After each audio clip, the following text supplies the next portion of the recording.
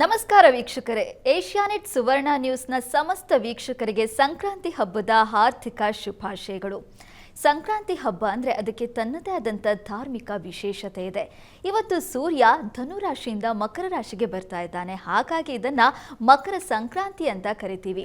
ಈ ಮಕರ ಸಂಕ್ರಮಣದ ದಿನ ಎಳ್ಳು ಬೆಲ್ಲವನ್ನು ತಿಂದು ಒಳ್ಳೆ ಮಾತಾಡಿ ಅಂತಾರೆ. ಹಾಗೆ ನೀವೆಲ್ಲರೂ ಕೂಡ ಒಳ್ಳೆ ಮಾತಾಡಿ ಇಡೀ ವರ್ಷ ಸುಖ ಶಾಂತಿ ನೆಮ್ಮದಿಯಿಂದ ಇರಿ ಅಂತ ಹೇಳ್ತಾ ಇವತ್ತಿನ ಜಾತಕ ಫಲ ಕಾರ್ಯಕ್ರಮವನ್ನು ಪ್ರಾರಂಭ ಮಾಡ್ತಾ ಇದ್ದೀವಿ. ಇದೀಗ ನಮ್ಮ ಜೊತೆ ಖ್ಯಾತ ಜ್ಯೋತಿಷಿಗಳಾಗಿರುವಂಥ ಶ್ರೀಕಂಠ ಶಾಸ್ತ್ರಿ ಅವರಿದ್ದಾರೆ. ಬನ್ನಿ ಅವರನ್ನ ಕಾರ್ಯಕ್ರಮಕ್ಕೆ ಸ್ವಾಗತಿಸೋಣ. ಶಾಸ್ತ್ರಿಗಳೇ, ಕಾರ್ಯಕ್ರಮಕ್ಕೆ ಸ್ವಾಗತ. ನಮಸ್ಕಾರ ಶಾಸ್ತ್ರಿಗಳೇ, ತಮಗೂ ಕೂಡ ಮಕರ ಸಂಕ್ರಾಂತಿ ಹಬ್ಬದ ಹಾರ್ದಿಕ ಶುಭಾಶಯಗಳು. ಧನ್ಯವಾದಗಳು. ಶಾಸ್ತ್ರಿಗಳೇ, ಈ ಮಕರ ಸಂಕ್ರಾಂತಿ ಹಬ್ಬದ ವಿಶೇಷತೆ, ಇದರ ಆಚರಣೆ ಬಗ್ಗೆ ತಿಳಿಸ್ಕೊಡೋದಾದ್ರೆ? ಶ್ರೀ ಗುರುಭ್ಯೋ ನಮಃ. ಹರಿ ಓಂ. ಮೂರ್ತಿವೇ ಪರಿಕಲ್ಪಿತ ಶಶಿಭೃತೋ ವರ್ತ್ಮಾ ಪುನರ್ಜನ್ಮನ ಮಾತ್ಮೇತ್ಯಾತ್ಮವಿದಾಂ ಕೃತಶ್ಚ ಯಜತಾಂ ಭರತ ಅಮರ ಜ್ಯೋತಿಷಾಂ ಲೋಕಾನಾಂ ಪ್ರಳಯೋದ್ಭವ ಸ್ಥಿತಿ ವಿಭುಶ್ಚಾನೇಕಧಾಯ ಶ್ರಿತೌ ವಾಚನ್ನ ಸದ್ದತಾತ್ವನೇಕ ಕಿರಣಃ ತ್ರೈಲೋಕ್ಯ ದೀಪೋ ರವಿಃ.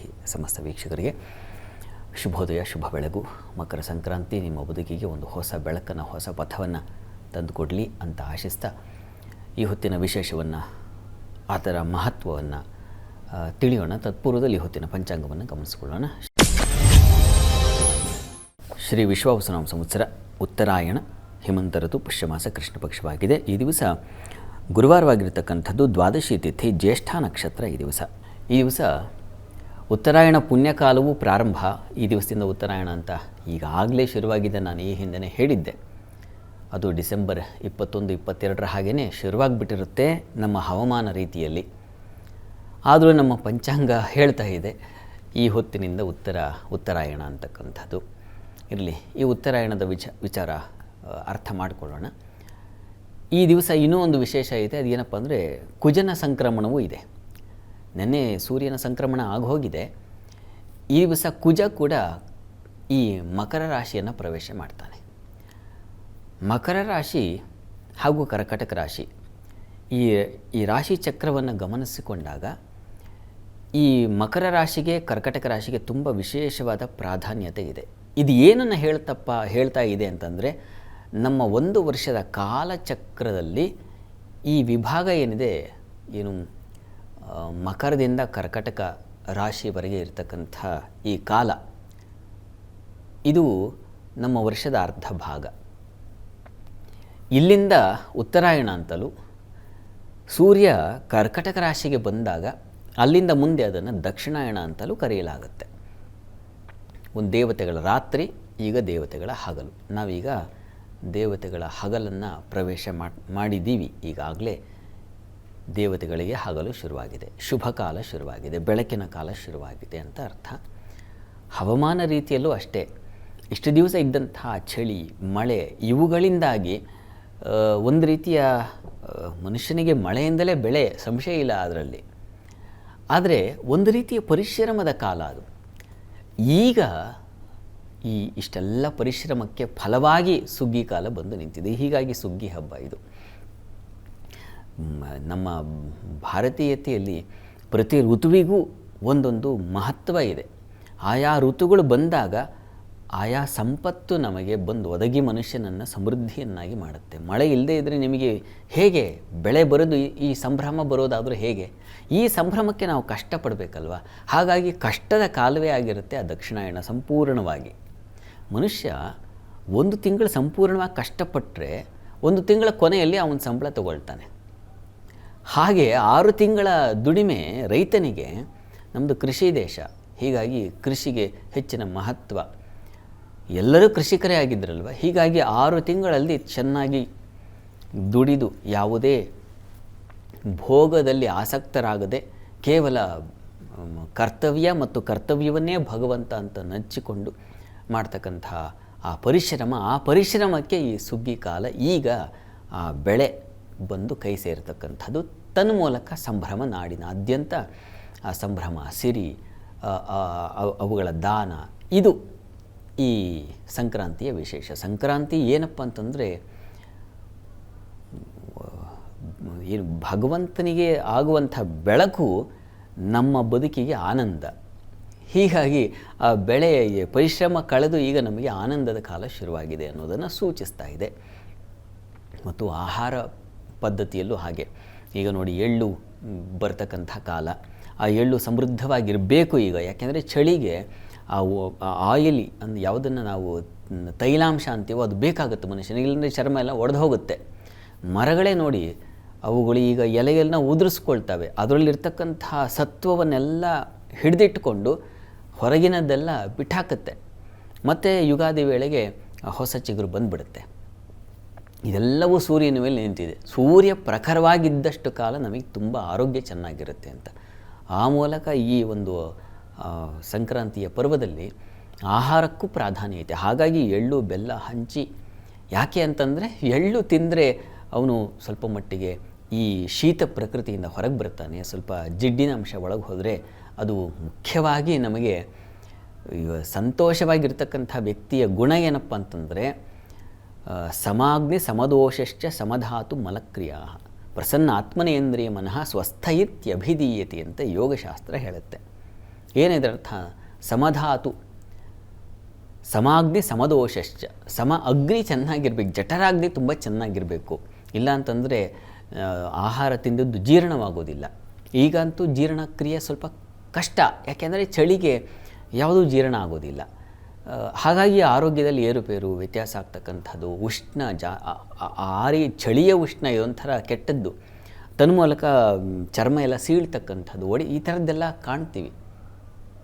ತುಂಬ ಬೆಚ್ಚಗೆ ಮನೇಲಿದ್ದವ್ರಿಗೆ ಗೊತ್ತಾಗಲ್ಲ, ಪಾಪ ರೈತರಿಗೆ ಹೊರಗೆ ಹೋಗಿ ಕೆಲಸ ಮಾಡೋರಿಗೆ ಗೊತ್ತಿರುತ್ತೆ ಆ ಚಳಿಯದು ಇದು ಏನು ಪ್ರಭಾವ ಏನು ಅಂತ. ಅಂಥವರಿಗೆ ಮೈ ಒಡಿತಕ್ಕಂಥದ್ದು ಈ ಥರದ್ದೆಲ್ಲ ಆಗುತ್ತೆ. ಹೀಗಾಗಿ ಅದರ ರಕ್ಷಣೆಗಾಗಿ ತೈಲಾಂಶ ಬೇಕು.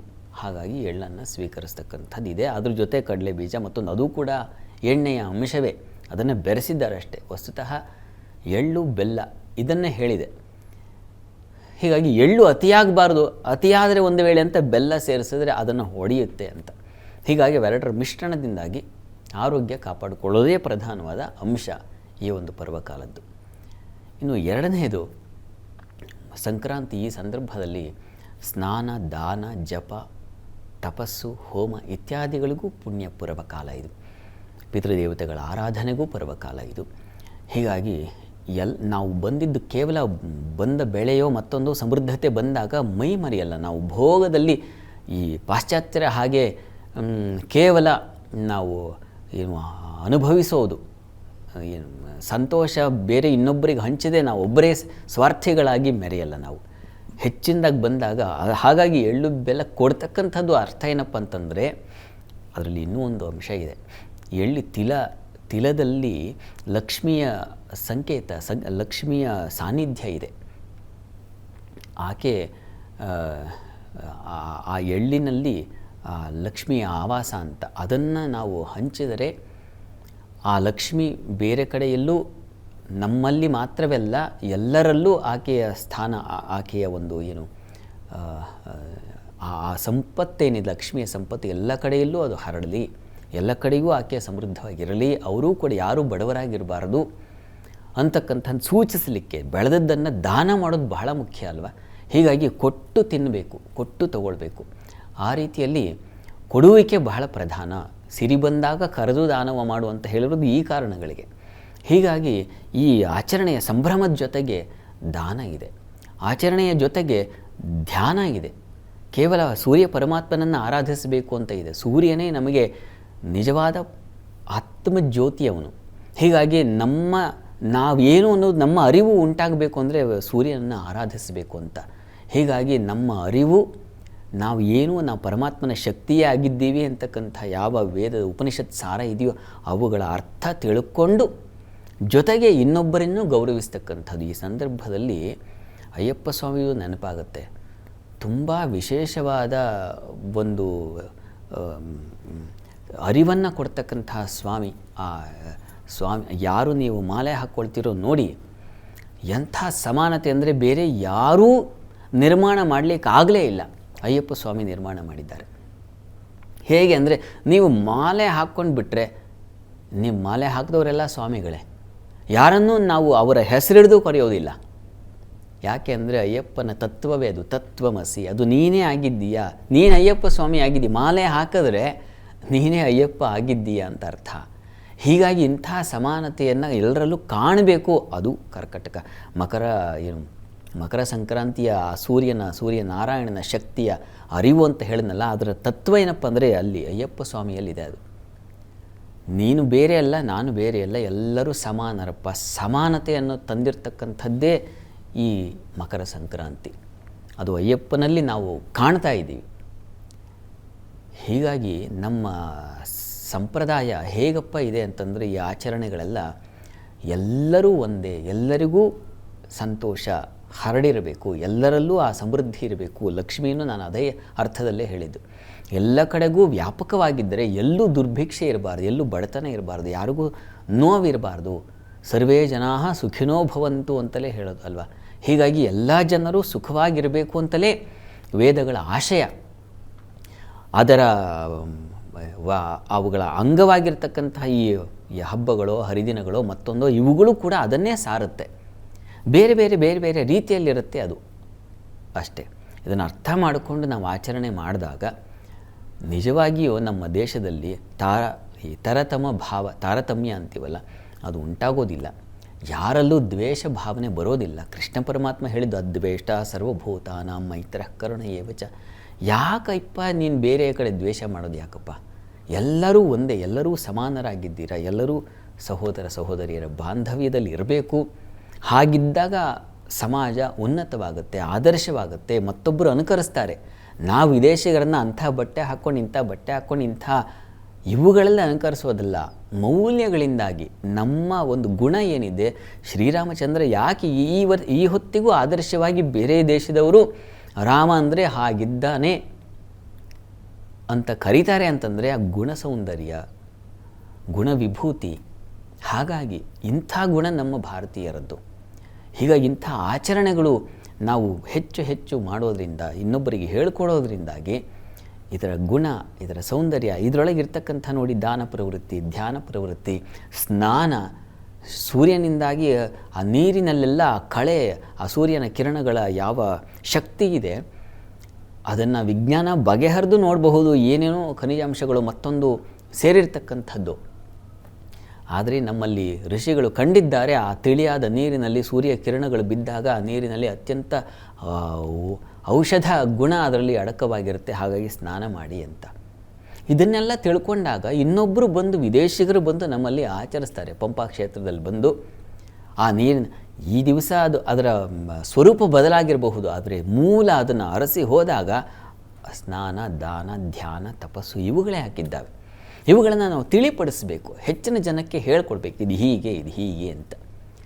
ಆಗ ನಮ್ಮ ಆಚರಣೆಗಳಿಗೆ ನಿಜವಾದ ಅರ್ಥ ಬರುತ್ತೆ. ಈ ಅರ್ಥದಿಂದಾಗಿ ನಮ್ಮ ಗುಣ ಅದು ಎಲ್ಲ ಕಡೆ ಪಸರಿಸುತ್ತೆ. ತನ್ನ ಮೂಲಕ ಭಾರತ ವಿಶ್ವಗುರು ಆಗೇ ಆಗುತ್ತೆ. ಈಗಾಗಲೇ ಆಗೋಗ್ಬಿಟ್ಟಿದೆ, ಯಾವತ್ತಿನಿಂದನೂ ಆಗೋಗ್ಬಿಟ್ಟಿದೆ. ಯಾಕೆಂದರೆ ನಮ್ಮಲ್ಲಿ ಅಂಥ ಯೋಗ, ಅಂಥ ಧ್ಯಾನ ಎಲ್ಲವೂ ಸೃಷ್ಟಿಯಾಗಿದ್ದು ಈ ಬೇರು, ಭಾರತ ಸಂಸ್ಕಾರದ ಬೇರು ನಮ್ಮ ಭಾರತ. ಇದರ ವೃಕ್ಷ ಬೆಳೆದು ಟೊಂಗೆಗಳೆಲ್ಲ ಈಗ ಆಚೆ ಈಚೆ ಹರಡಿ ಅದರ ಫಲಗಳನ್ನು ಎಲ್ಲರೂ ತಗೊಳ್ತಾ ಇದ್ದಾರೆ, ತಗೊಳ್ಬೇಕು. ಅದಾಗಲಿ ಅನ್ನೋದೇ ನಮ್ಮ ಭಾರತೀಯ ಸಂಸ್ಕೃತಿಯ ಉದ್ದೇಶ. ಹೀಗಾಗಿ ಸತ್ತ ಕಾರ್ಯಗಳನ್ನು, ಆ ಪುಣ್ಯ ಕಾಲದಲ್ಲಿ ಸತ್ಕಾರ್ಯಗಳನ್ನು ಮಾಡುವಂತಾಗಲಿ, ಹೆಚ್ಚಿನ ಕಾರ್ಯಗಳನ್ನು ಮಾಡೋಣ. ತನ್ಮೂಲಕ ಸಮಾಜವನ್ನು ಸುಭಿಕ್ಷಗೊಳಿಸೋಣ ಉತ್ತಮ ಕಾರ್ಯಗಳಿಂದ. ಅದು ಉತ್ತರಾಯಣದ ನಿಜವಾದ ಅರ್ಥ ಅಂತ ಅನಿಸುತ್ತೆ. ತಮಗೂ ಅರ್ಥ ಆಗಿರುತ್ತೆ. ಸತ್ಕಾರ್ಯಗಳಲ್ಲಿ ಪಾಲ್ಗೊಳ್ಳಿ. ಶಾಸ್ತ್ರಿಗಳೇ, ಈ ಮಕರ ಸಂಕ್ರಾಂತಿಯ ಸುಸಂದರ್ಭದಲ್ಲಿ ಮೊದಲ 6 ರಾಶಿಗಳ ಫಲಾಫಲ ಹೇಗಿದೆ ತಿಳಿಸ್ಕೊಡೋದಾದರೆ? 12 ರಾಶಿಗಳ ಫಲಾಫಲ ತಿಳಿಯುವ ಮುನ್ನ ಈ ಹೊತ್ತಿನ ಗ್ರಹಸ್ಥಿತಿಯನ್ನು ಗಮನಿಸ್ಕೊಳ್ಳೋದಾದರೆ, ಮಿಥುನ ರಾಶಿಯಲ್ಲಿ ಗುರುವನ್ನು ಕಾಣ್ತಾ ಇದ್ದೀವಿ. ಸಿಂಹರಾಶಿಯಲ್ಲಿ ಕೇತು ಇರತಕ್ಕಂಥದ್ದು, ಚಂದ್ರ ಇರತಕ್ಕಂಥದ್ದು ವೃಶ್ಚಿಕ ರಾಶಿಯಲ್ಲಿ, ಬುಧ ಹಾಗೂ ಕುಜ ಜೊತೆಗೆ ಮಾಂದಿಯನ್ನು ಕಾಣ್ತಾ ಇದ್ದೀವಿ. ಅದು ಧನು ರಾಶಿಯಲ್ಲಿ ಕುಜನ ಪರಿವರ್ತನೆ ಇದೆ. ಈ ದಿವಸ ಮಕರ ರಾಶಿಯನ್ನು ಪ್ರವೇಶ ಮಾಡ್ತಾನೆ, ಉಚ್ಛಸ್ಥಾನವನ್ನು ಪ್ರವೇಶಿಸ್ತಾನೆ. ಈಗಾಗಲೇ ಮಕರ ರಾಶಿಯಲ್ಲಿ ರವಿ ಶುಕ್ರರನ್ನು ಕಾಣ್ತಾ ಇದ್ದೀವಿ. ಇನ್ನು ರಾಹು ಶನೈಶ್ಚರು ಯಥಾ ಪ್ರಕಾರ ಕುಂಭ ಮೀನಗಳಲ್ಲಿದ್ದಾರೆ. ಹೀಗಿರುವಾಗ 12 ರಾಶಿಗಳ ಫಲಾಫಲ ತಿಳಿತಾ ಹೋಗೋಣ. ಮೊದಲಿಗೆ ಮೇಷರಾಶಿ. ಮೇಷರಾಶಿಯವರಿಗೆ ಈ ದಿವಸ ನೋಡಿ ಕುಜನ ಸಂಕ್ರಮಣ ಆಗುತ್ತೆ. ಕುಜ ಏನು ಮಕರ ರಾಶಿಯನ್ನು ಉಚ್ಛಸ್ಥಾನವನ್ನು ತಲುಪ್ತಾನೆ. ಹೀಗಾಗಿ ಉತ್ಕೃಷ್ಟವಾದ ಫಲಗಳನ್ನು ಕಾಣ್ತೀರ. ವೃತ್ತಿಯಲ್ಲಿ ಅಧಿಕಾರ, ಬಲ, ದಿಗ್ಬಲ ಇದೆ ಅಲ್ಲಿ. ಹೀಗಾಗಿ ಹೆಚ್ಚಿನ ಔನ್ನತ್ಯವನ್ನು ಕಾಣ್ತಕ್ಕಂಥದ್ದು. ಕೆಲಸದಲ್ಲಿ ನಿಮಗೂ ಸಂಕ್ರಾಂತಿ ಸೂರ್ಯನ ಪಥ ಬದಲಾವಣೆ, ಕುಜನ ಪಥ ಬದಲಾವಣೆ ಅಷ್ಟೇ ಅಲ್ಲ, ನಿಮ್ಮ ಬದುಕಿನ ಅಧಿಕಾರದ ಬದಲಾವಣೆಯೂ ಆಗುತ್ತೆ. ಚೆನ್ನಾಗಿದೆ.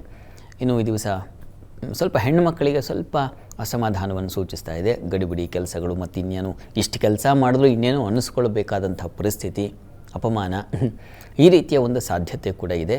ಹೀಗಾಗಿ ಸ್ವಲ್ಪ ಸಮಾಧಾನವಾಗಿರಿ. ಇದೊಂದು ದಿವಸ ಕಳೆದ್ರೆ ಸರಿ ಹೋಗುತ್ತೆ. ಈ ದಿವಸ ತಂದೆ ಮಕ್ಕಳಲ್ಲೂ ಸ್ವಲ್ಪ ಅಸಮಾಧಾನ, ಮನಸ್ತಾಪ ಸೂಚಿಸ್ತಾ ಇದೆ. ಸ್ವಲ್ಪ ಸಮಾಧಾನ ಬೇಕು. ಎಳ್ಳು ಬೆಲ್ಲ ತಿಂದು ಒಳ್ಳೆಯ ಮಾತಾಡುವಂತಿದೆ. ಹೀಗಾಗಿ ಯಾರೇನಾದರೂ ಅಂದರೂ ಸ್ವಲ್ಪ ಸಹಿಸ್ಕೊಳ್ಳೋದು ಬಹಳ ಒಳ್ಳೆಯದು. ಈ ದಿವಸ ಪ್ರಾರ್ಥನೆಗೆ ದಿವಸ ಸೂರ್ಯ ಪ್ರಾರ್ಥನೆ ಮಾಡಿ. ಇನ್ನು ವೃಷಭ ರಾಶಿಯವರಿಗೆ ದಿವಸ ನಿಮಗೆ ನೋಡಿ, ನಿಮ್ಮ ರಾಶಿಯಿಂದ ಕರ್ಮಸ್ಥಾನ ಅಧಿಪತಿ ಚೆನ್ನಾಗಿದ್ದಾನೆ. ಹೀಗಾಗಿ ಕೆಲಸ ಕಾರ್ಯಗಳಲ್ಲಿ ಅನುಕೂಲ ಚೆನ್ನಾಗಿದೆ, ಹಣಕಾಸಿನ ಅನುಕೂಲ ಇತ್ಯಾದಿ ಎಲ್ಲ ಚೆನ್ನಾಗಿದೆ. ಈ ದಿವಸ ಈ ಕುಜನ ಸಂಕ್ರಮಣ ಉಂಟಾಗುತ್ತೆ. ಹೀಗಾಗಿ ನಿಮಗೆ ಈ ದೈವಾನುಕೂಲದಿಂದ ವಿಶೇಷವಾದ ಫಲಗಳು, ಅದರಲ್ಲೂ ಯಂತ್ರೋದ್ಯಮ, ಯಾವುದನ್ನು ನಾವು ಯಂತ್ರ, ಈ ಯಾವುದನ್ನು ಪವರ್ ಅಂತೀವೋ, ಇವುಗಳ ಕ್ಷೇತ್ರದಲ್ಲಿ ಕೆಲಸ ಮಾಡೋರಿಗೆ ತುಂಬ ಚೆನ್ನಾಗಿದೆ. ಸೂರ್ಯನೂ ಅಲ್ಲಿದ್ದಾನೆ. ತಂದೆ ಮಕ್ಕಳಲ್ಲಿ ಸ್ವಲ್ಪ ಘರ್ಷಣೆ, ಮನಸ್ತಾಪ ಬರಬಹುದು. ಹೀಗಾಗಿ ಸ್ವಲ್ಪ ಶಾಂತವಾಗಿರಿ. ನೀವು ಕೂಡ ಅಷ್ಟಮದಲ್ಲಿ ಮಾಂದ್ಯ ಉದಯ ಆಗಿದೆ. ಹೀಗಾಗಿ ವಸ್ತು ನಷ್ಟತೆ, ಇನ್ನೇನೋ ಒಂದು ತೊಂದರೆಗಳು, ಎಲ್ಲೋ ಬೇರಕ್ಕೆ ಅಂತ ಹೋಗಿರ್ತೀರ, ಯಾವುದೋ ಒಂದು ಬೆಳ್ಳಿ ಬಟ್ಲು ಅಲ್ಲೇ ಬಿಟ್ಟು ಬಂದುಬಿಟ್ಟಿರ್ತಾರೆ, ಯಾರ ಮನೇಲಿ ಬಿಟ್ಟೆ ಗೊತ್ತಾಗೋದಿಲ್ಲ, ಅಥವಾ ಯಾರ ಮನೆಗೆ ಹೋಗಿದ್ದೆ ಅದು ಮರೆತು ಹೋಗಿಬಿಡುತ್ತೆ. ಈ ರೀತಿಯ ಸಾಧ್ಯತೆಗಳಿರ್ತವೆ. ಸ್ವಲ್ಪ ಹುಷಾರು. ಕಾರ್ತವೀರ್ಯಾರ್ಜುನ ಸ್ಮರಣೆ ಮಾಡ್ಕೊಳ್ಳಿ. ಇನ್ನು ಮಿಥುನ ರಾಶಿಯವರಿಗೆ ದಿವಸ ಕೆಲಸ ಕಾರ್ಯಗಳಲ್ಲಿ ಹೆಚ್ಚಿನ ಅನುಕೂಲ, ಸೌಕರ್ಯಗಳು ಚೆನ್ನಾಗಿದೆ. ಈ ದಿವಸ ನಿಮಗೆ ಸ್ವಲ್ಪ ಮಟ್ಟಿಗೆ ಹೆಣ್ಣುಮಕ್ಕಳಿಗೆ ಸ್ವಲ್ಪ ಪರಿಶ್ರಮ, ಆರೋಗ್ಯದಲ್ಲಿ ಸ್ವಲ್ಪ ವ್ಯತ್ಯಾಸ ಸೂಚಿಸ್ತಾ ಇದೆ. ಹುಷಾರು. ಅಷ್ಟಮಕ್ಕೆ ರವಿ ಕುಜ ಇಬ್ಬರೂ ಹೋದರೆ ಏನಾಗುತ್ತೆ, ಏನು ಉಷ್ಣ ಬಾಧೆಗಳು, ಅವುಗಳಿಂದ ತೊಂದರೆ ಉಂಟಾಗುವ ಸಾಧ್ಯತೆ ಸೂಚಿಸ್ತಾ ಇದೆ. ಹುಷಾರು.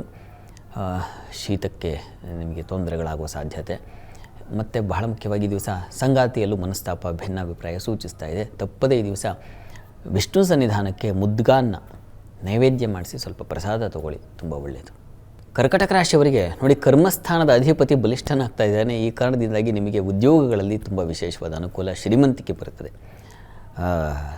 ಸೂರ್ಯನ ಹಾಗೂ ಈ ಕುಜನ ಪರಿವರ್ತನೆ ನಿಮ್ಮ ಬದುಕಿಗೆ ಒಂದು ಹೊಸ ಬೆಳಕನ್ನಂತೂ ಖಂಡಿತ ತರುತ್ತೆ. ಯಂತ್ರೋದ್ಯಮ ಕ್ಷೇತ್ರಗಳಲ್ಲಿ ತುಂಬ ಚೆನ್ನಾಗಿದೆ, ಪೆಟ್ರೋಲಿಯಂ ಕ್ಷೇತ್ರಗಳಲ್ಲಿ ತುಂಬ ಚೆನ್ನಾಗಿದೆ. ಮತ್ತು ಬಹಳ ಮುಖ್ಯವಾಗಿ ಯಾವುದನ್ನು ಪಾಲಿಟೆಕ್ನಿಕ್ ಅಂತೀವೋ ಆ ಕ್ಷೇತ್ರಗಳಲ್ಲಿ ಕೆಲಸ ಮಾಡೋರಿಗೆ, ITI ರಿಲೇಟೆಡ್ ಆಗಿರ್ತಕ್ಕಂಥವ್ರಿಗೆ ತುಂಬ ಚೆನ್ನಾಗಿದೆ. ಇನ್ನು ಉಳಿದ ಹಾಗೆ ಚಂದ್ರನಿಂದಲೂ ಸ್ವಲ್ಪ ಮಟ್ಟಿಗಿನ ಒಂದು ಸಮಾಧಾನ, ಸೌಖ್ಯ ಉಂಟಾಗುತ್ತೆ. ಮಕ್ಕಳಿಂದ ಸ್ವಲ್ಪ ಮಟ್ಟಿಗಿನ ಸಮಾಧಾನ ಕಾಣ್ತೀರ. ಈ ದಿವಸ ಪ್ರಾರ್ಥನೆಗೆ ಆರೋಗ್ಯದ ದೃಷ್ಟಿಯಿಂದ ನೀವು ಸ್ವಲ್ಪ ಮಟ್ಟಿಗೆ ದುರ್ಗಾ ಕವಚ ಹೇಳ್ಕೊಳ್ಳಿ. ಇನ್ನು ಸಿಂಹರಾಶಿಯವರಿಗೆ ವೃತ್ತಿಯಲ್ಲಿ ಹೆಚ್ಚಿನ ಅನುಕೂಲ, ಸೌಖ್ಯತೆಗಳನ್ನ ಕಾಣ್ತೀರಾ. ಬುದ್ಧಿವಂತಿಕೆ ಚೆನ್ನಾಗಿರುತ್ತೆ. ಸ್ನೇಹಿತರು, ಬಂಧುಗಳ ಸಹಕಾರ ಚೆನ್ನಾಗಿದೆ. ಶೌರ್ಯ, ಸಾಹಸಗಳು ಚೆನ್ನಾಗಿದ್ದಾವೆ. ಸಾಲದಿಂದ ಅಥವಾ ಶತ್ರುಗಳ ಬಾಧೆಯಿಂದ ಹೊರಗೆ ಬರ್ತೀರಾ. ಹಲವು ಬಗೆಗಳಲ್ಲಿ ಅನುಕೂಲ ಇದೆ. ಕುಜನ ಪರಿವರ್ತನೆ ನಿಮ್ಮ ಪಾಲಿಗೂ ಒಂದು ಧೈರ್ಯ, ಶೌರ್ಯ ಇವುಗಳನ್ನು ತಂದುಕೊಡುತ್ತೆ. ಮುಖ್ಯವಾಗಿ ಅದೃಷ್ಟದಿಂದಾಗಿ ಎಲ್ಲ ಕೆಲಸಗಳು ಚೆನ್ನಾಗಾಗುತ್ತೆ. ಯೋಚನೆ ಮಾಡಬೇಡಿ, ಚೆನ್ನಾಗಿದೆ ನಿಮ್ಮ ಪಾಲಿಗೆ. ಈ ದಿವಸ ಇಷ್ಟ ದೇವತಾರಾಧನೆ, ಸೂರ್ಯ ಪ್ರಾರ್ಥನೆ ಮಾಡಿ. ಇನ್ನು ಕನ್ಯಾ ರಾಶಿಯವರಿಗೆ ಕೆಲಸ ಕಾರ್ಯಗಳಲ್ಲಿ ಹೆಚ್ಚಿನ ಅನುಕೂಲ, ಶ್ರೀಮಂತಿಕೆ, ಬಲ ಮತ್ತು ಸಹಕಾರಗಳು ಸಿಗ್ತಕ್ಕಂಥದ್ದು ಈ ರೀತಿಯಲ್ಲೆಲ್ಲ ತುಂಬ ಚೆನ್ನಾಗಿದೆ. ಸಹೋದರ ಸಹೋದರಿಯರ ಸಹಕಾರ ಚೆನ್ನಾಗಿರ್ತದೆ. ಈ ದಿವಸ ನಿಮಗೂ ಕೂಡ ಬುದ್ಧಿವಂತಿಕೆ ಚೆನ್ನಾಗಿರುತ್ತೆ. ಈ ದಿವಸ ಯಂತ್ರೋದ್ಯಮ ಕ್ಷೇತ್ರಗಳಲ್ಲಿರೋರಿಗೆ ತುಂಬ ಚೆನ್ನಾಗಿದೆ, ಹೆಚ್ಚಿನ ಬುದ್ಧಿವಂತಿಕೆ. ಎಲೆಕ್ಟ್ರಿಕಲ್ ಕ್ಷೇತ್ರಗಳಲ್ಲಿ ಕೆಲಸ ಮಾಡೋರಿಗೆ, ತತ್ಸಂಬಂಧಿ ತುಂಬ ಚೆನ್ನಾಗಿದೆ. ಭೂಲಾಭ, ಭೂ ವ್ಯವಹಾರಗಳಲ್ಲಿ ಅನುಕೂಲ ಇತ್ಯಾದಿ ಎಲ್ಲ ಚೆನ್ನಾಗಿದೆ. ಈ ದಿವಸ ಸ್ವಲ್ಪ ಪ್ರಯಾಣದಲ್ಲಿ ತೊಂದರೆ ಇದೆ, ಸ್ವಲ್ಪ ಹುಷಾರು. ಈ ದಿವಸ ಗಣಪತಿ ಪ್ರಾರ್ಥನೆ ಮಾಡಿ. ತುಲಾರಾಶಿಯವರಿಗೆ ಈ ದಿವಸ ವೃತ್ತಿಯಲ್ಲಿ ಧನ ಸಹಾಯ, ಅನುಕೂಲ, ಆ ರೀತಿಯಲ್ಲಿ ಅಂದರೆ ನೀವು ಮಾಡಿದ ಕೆಲಸಕ್ಕೆ ಚೆನ್ನಾಗಿ ಹಣ ಸಂಗ್ರಹ ಆಗುತ್ತೆ. ಇನ್ನು ಧೈರ್ಯ, ಸಾಹಸ, ಭೂಲಾಭಗಳಾಗಿರಬಹುದು, ಅಥವಾ ತಾಯಿ ಬಂಧುಗಳಲ್ಲಿ ಒಂದು ರೀತಿಯ ಬಾಂಧವ್ಯ ವೃದ್ಧಿ, ಸಂಗಾತಿಯ ಸಹಕಾರ, ಸಂಗಾತಿಯಿಂದ ಹಣಕಾಸಿನ ಸಹಾಯ, ಈ ರೀತಿಯಲ್ಲೆಲ್ಲ ತುಂಬ ಚೆನ್ನಾಗಿದೆ. ಈ ದಿವಸ ಸ್ವಲ್ಪ ಗಂಟಲು ಬಾಧೆ ಬರಬಹುದು, ಹುಷಾರು. ಆರೋಗ್ಯ ದೃಷ್ಟಿಯಿಂದ ದುರ್ಗಾ ಕವಚ ಹೇಳ್ಕೊಳ್ಳಿ. ವೃಶ್ಚಿಕ ರಾಶಿಯವರಿಗೆ ಈ ದಿವಸ ವೃತ್ತಿ ಕೆಲಸ ಕಾರ್ಯಗಳಲ್ಲಿ ತುಂಬ ಚೆನ್ನಾಗಿದೆ. ಸಹೋದರ ಸಹೋದರಿಯ ಸಹಕಾರ ತುಂಬ ಚೆನ್ನಾಗಿರುತ್ತದೆ.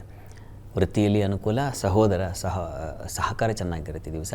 ಮತ್ತು ಶೌರ್ಯಗಳು, ಸಾಹಸ ಕಾರ್ಯ, ಕಠಿಣ ಕಾರ್ಯಗಳನ್ನು ಮಾಡ್ತಕ್ಕಂಥ ಶಕ್ತಿ, ಇದು ತುಂಬ ಮುಖ್ಯವಾದದ್ದು. ಅದು ನಿಮಗೆ ಉಂಟಾಗುತ್ತೆ, ಯಾಕಂದರೆ ಕುಜನಿಂದಾಗಿ.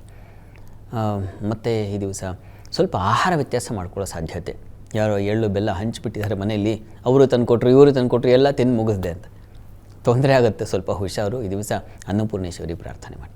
ಇನ್ನು ಧನುರಾಶಿಯವರಿಗೆ ಕೆಲಸ ಕಾರ್ಯಗಳಲ್ಲಿ ಹೆಚ್ಚಿನ ಅನುಕೂಲ, ಶುಭ ಫಲಗಳನ್ನು ಕಾಣ್ತೀರ ಈ ದಿವಸ. ಮತ್ತು ಸಂಗಾತಿಯಲ್ಲಿ ಸಾಮರಸ್ಯ, ಅನ್ಯೋನ್ಯತೆ, ಲೋಕ ಅಂದರೆ ನೀವು ಎಲ್ಲಿ ಹೊರಗಿನ ಜಗತ್ತಿಗೆ ಕಾಲಿಡ್ತೀರೋ ಅಂದರೆ ಬೇರೆ ಇನ್ನೊಬ್ಬರು ಮನೆಗೋ ಮತ್ತೊಬ್ಬರು ಸ್ನೇಹಿತರು ಸೋಷಿಯಲ್ ಆ್ಯಕ್ಟಿವಿಟೀಸ್ ಚೆನ್ನಾಗಿರುತ್ತೆ ಈ ದಿವಸ, ಆತ್ಮೀಯವಾಗಿರುತ್ತೆ ಅಂತ ಅರ್ಥ. ಈ ದಿವಸ ನಿಮಗೆ ಮಾತು ಕೂಡ ಸ್ವಲ್ಪ ಕಠಿಣ ಮಾತು, ಆದರೆ ಅದರಲ್ಲಿ ಕೆಲಸ ಆಗುತ್ತೆ, ಆ ರೀತಿಯಲ್ಲಿ ಚೆನ್ನಾಗಿದೆ. ಹಣಕಾಸಿನ ಸಮೃದ್ಧಿ ಅನುಕೂಲ ಚೆನ್ನಾಗಿದೆ. ಸ್ವಲ್ಪ ಆರೋಗ್ಯ ವ್ಯತ್ಯಾಸ ಆಗಬಹುದು, ಚರ್ಮ ಸಂಬಂಧಿ ತೊಂದರೆಗಳಾಗಬಹುದು. ಹೀಗಾಗಿ ನರಸಿಂಹ ಕವಚ ಹೇಳ್ಕೊಳ್ಳಿ. ಇನ್ನು ಮಕರ ರಾಶಿಯವರಿಗೆ ದಿವಸ ಕೆಲಸ ಕಾರ್ಯಗಳಲ್ಲಿ ಹೆಚ್ಚಿನ ಅನುಕೂಲ, ಸೌಕರ್ಯ, ಮುಖ್ಯವಾಗಿ ಸಂಗಾತಿಯಿಂದ ಸಾಮರಸ್ಯ, ಸಂಗಾತಿಯಿಂದ ಸಹಕಾರಗಳು, ಲಾಭ ಸಿಗ್ತಕ್ಕಂಥದ್ದು. ಈ ದಿವಸ ನಿಮಗೆ ಹೊಸ ಅವಕಾಶಗಳಿಗೆ ದಾರಿ, ಕೆಲಸ ಕಾರ್ಯಗಳಲ್ಲಿ ಬಲ, ಇವುಗಳನ್ನೆಲ್ಲ ಕಾಣಲಿಕ್ಕೆ ಅವಕಾಶ ಇದೆ. ರಾಜಮಾನ್ಯತೆ ಸಿಗ್ತಕ್ಕಂಥ ಸಾಧ್ಯತೆ ಚೆನ್ನಾಗಿದೆ. ಇದು ಸ್ವಲ್ಪ ಕಾಲಿಗೆ ಬಾಧೆ ಉಂಟಾಗಬಹುದು, ಹೀಗಾಗಿ ನೀವು ಕೂಡ ಶಿವಕವಚ ಹೇಳ್ಕೊಳ್ಳಿ. ಇನ್ನು ಕುಂಭರಾಶಿಯವರಿಗೆ ವೃತ್ತಿಯಲ್ಲಿ ಹೆಚ್ಚಿನ ಅನುಕೂಲ, ಪರಿಶ್ರಮವೂ ಇದೆ. ಶ್ರಮ, ಒತ್ತಡ ಆಗುತ್ತೆ, ಕಾರ್ಯಭಾರ ಜಾಸ್ತಿ ಆಗುತ್ತೆ, ಎಲ್ಲ ಜವಾಬ್ದಾರಿ ಹೆಚ್ಚಾಗುವ ಸಾಧ್ಯತೆ. ಯಾಕೆಂದರೆ ಅಲ್ಲಿ ಕುಜ ರವಿ ಎಲ್ಲ ವ್ಯಯಕ್ಕೆ ಬಂದಾಗ ಒತ್ತಡ ಹೆಚ್ಚಾಗುತ್ತೆ. ವ್ಯಾಪಾರಿಗಳಿಗೆ ಅತ್ಯಂತ ಖರ್ಚು ಜಾಸ್ತಿ, ಇನ್ವೆಸ್ಟ್ಮೆಂಟ್ಸ್ ಜಾಸ್ತಿ ಆಗುವ ಸಾಧ್ಯತೆ ಸೂಚಿಸ್ತಾ ಇದೆ. ಆದರೆ ಬುದ್ಧಿಶಕ್ತಿ ಚೆನ್ನಾಗಿದೆ, ಆತಂಕ ಬೇಡ. ಪ್ರಾರ್ಥನೆಗೆ ಈ ದಿವಸ ನೀವು ತಪ್ಪದೇ ಸೂರ್ಯ ಹಾಗೂ ಕುಜ 2 ಗ್ರಹ ಪ್ರಾರ್ಥನೆ ಅಥವಾ ಈಶ್ವರ ಸನ್ನಿಧಾನಕ್ಕೆ ಗೋಧಿ ಮತ್ತು ತೊಗರಿ ದಾನ ಒಳ್ಳೆಯದು. ಇನ್ನು ಮೀನರಾಶಿಯವರಿಗೆ ಕೆಲಸ ಕಾರ್ಯಗಳಲ್ಲಿ ಈ ದಿವಸ ಸ್ವಲ್ಪ ವಿಘ್ನಗಳು, ತೊಡಕುಗಳನ್ನು ಸೂಚಿಸ್ತಾ ಇದೆ. ಆದರೆ ಲಾಭ ಇದೆ. ಯಂತ್ರೋದ್ಯಮ, ಹೋಟೆಲ್ ಇಂಡಸ್ಟ್ರಿ, ಭೂ ವ್ಯವಹಾರ, ಈ ಕ್ಷೇತ್ರಗಳಲ್ಲಿರೋರಿಗೆಲ್ಲ ತುಂಬ ಲಾಭದಾಯಕವಾಗಿದೆ, ಚೆನ್ನಾಗಿದೆ. ಸ್ನೇಹಿತರು, ಬಂಧುಗಳ ಸಹಕಾರ ಚೆನ್ನಾಗಿರುತ್ತದೆ ಈ ದಿವಸ. ಚೆನ್ನಾಗಿದೆ. ಸಾಮರಸ್ಯ, ತಂದೆ ಮಕ್ಕಳಲ್ಲಿ ಸಾಮರಸ್ಯ, ಕುಟುಂಬ ಸಾಮರಸ್ಯ, ಇದೆಲ್ಲ ತುಂಬ ಚೆನ್ನಾಗಿದೆ. ಗಣಪತಿ ಪ್ರಾರ್ಥನೆ ಮಾಡಿಕೊಳ್ಳಿ. ಶಾಸ್ತ್ರಿಗಳೇ, ಮಕರ ಸಂಕ್ರಾಂತಿ ಹಬ್ಬದ ಮಹತ್ವ ಜೊತೆಗೆ 12 ರಾಶಿಗಳ ಫಲಾಫಲ ತಿಳಿಸ್ಕೊಟ್ಟಿದ್ದೀರಾ. ಧನ್ಯವಾದಗಳು ಶಾಸ್ತ್ರಿಗಳೇ. ಸರ್ವೇ ಜನಾಃ ಸುಖಿನೋ ಭವಂತು, ಸಮಸ್ತ ಸನ್ಮಂಗಳಾನಿ ಭವಂತು. ಎಲ್ಲರಿಗೂ ಶುಭವಾಗಲಿ. ವೀಕ್ಷಕರೇ, ಇದಾಗಿತ್ತು ಇವತ್ತಿನ ಜಾತಕ ಫಲ ವಿಶೇಷ ಕಾರ್ಯಕ್ರಮ. ನೇರ, ದಿಟ್ಟ, ನಿರಂತರ ಸುದ್ದಿಗಾಗಿ ನೋಡ್ತಾ ಇರಿ ಏಷ್ಯಾನೆಟ್ ಸುವರ್ಣ ನ್ಯೂಸ್.